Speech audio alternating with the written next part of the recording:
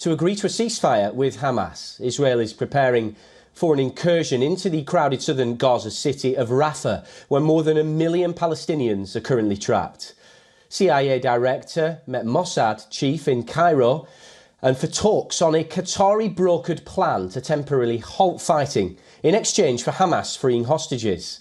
Israel's military released a video it said was from a security camera and showed Gaza's Hamas chief and family members in a tunnel on October 10th. Israeli army spokesman Daniel Hagari said, and I quote, "The footage shows the leader of Hamas and mass murderer Yahya Sinwar fleeing with his children and one of his wives." Citing a senior Egyptian official, Al Kahira News stated the Cairo talks, which have also involved Qatar's PM, were positive and would continue for 3 more days. The Cairo meeting came after US and UN warned Israel against a ground offensive into Rafah without a plan to protect civilians who say they have nowhere left to go.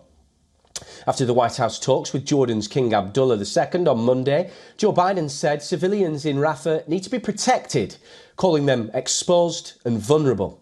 The UN humanitarian chief, Martin Griffiths, warned Israel's planned military push into Rafah, the last bastion of refuge for over 1 million Palestinians, could lead to a slaughter.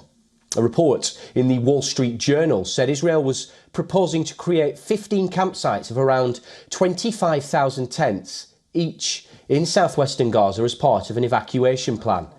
It cited Egyptian officials saying the camps and field hospitals would be installed and administered by Egypt, although there has been no confirmation.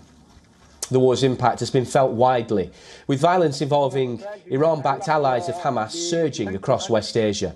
Lebanon's Hezbollah has traded near-daily fire with Israel since the war began. On Tuesday, the head of the Iran-backed movement, Hassan Nasrallah, said the cross-border fire would stop only when the attack on Gaza stops. The UN is reviewing reports Israel harmed civilians under guidelines aimed at ensuring nations getting US arms conduct operations in line with international humanitarian law. The United States has angered some West Asian allies by repeatedly refusing to back a full ceasefire. Washington says it supports Israel's drive to eradicate Hamas and calling for shorter pauses with hostage prisoner swaps instead. Low-cost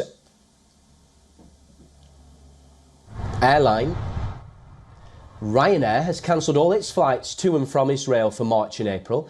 Ryanair, like many other low-cost companies, cancelled its services to Israel on October 7th and renewed some of its routes only 2 weeks ago. The call appears related to the fees it would have to pay to use Ben Gurion Airport, despite speculation that it could be in part related to Israel's war conduct. The Israel Airports Authority decided to halt activity at Terminal 1 after the war broke out on October 7th. As a result, all flights departing from Ben Gurion Airport use Terminal 3. Meanwhile, the Turkish president is set to arrive in Cairo. Erdogan will meet his Egyptian counterpart, Abdel Fattah el-Sisi, sealing a long-running rapprochement between the two men. Erdogan on Monday said the pair would discuss every effort to stop the bloodshed in the Gaza Strip. The visit will be the Turkish president's first to Egypt since 2012.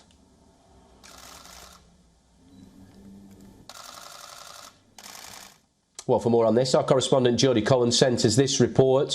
Jodie, what can you tell us about the latest on the hostage release deal talks and if a deal can still be reached? So an Israeli delegation has returned from talks in Cairo to brief Prime Minister Netanyahu. And remember, Israel accepted that US, Egyptian, Qatari proposal for a hostage release deal and pause in the fighting. Hamas didn't accept it, but gave a counter proposal. And their demands reportedly include calling for a permanent ceasefire and the release of around 500 Palestinian security prisoners who were serving time for murder. Now, Prime Minister Netanyahu has called the demands delusional. US Secretary of State Antony Blinken has said that there were clear non-starters in Hamas's response, but believed that there was space for a deal to be reached. Meantime, it appears that Hamas broke their word from the January medicines deal when 2 hostages who have been released this week, they've said that they didn't receive the medicines from Hamas as agreed as part of that deal. Now, Egypt says that the hostage release deal talks are ongoing, and in the meantime, 100 representatives of hostage families are travelling to The Hague on Wednesday, and they're going to be filing war crimes case against Hamas. Jodie, what has been the response in Israel to the sanctions on extremist settlers? Right, so a few countries have now sanctioned extremist settlers. Many commentators are saying that by doing that, the countries are actually creating a moral equivalence between Hamas and extremist settlers. They say that's a mistake, that extremist settlers are a tiny fringe and that this message emboldens terrorism. Now, the settlement movement are saying that most cases involving violence are actually cases of Israelis defending themselves against Palestinian extremists. Netanyahu says that the vast majority of residents of settlements are law-abiding citizens, that Israel acts against all violators of the law, so that there's actually no need for what he's called drastic steps in terms of these sanctions.